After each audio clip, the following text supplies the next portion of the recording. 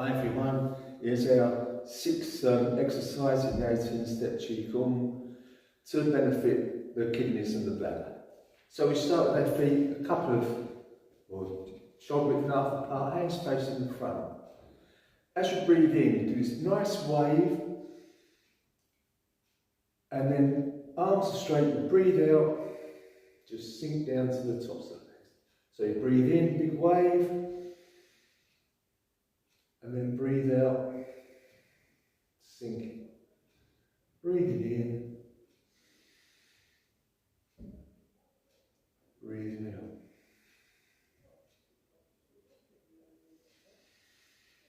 There is an extension to this, but we're just going to keep it simple for now.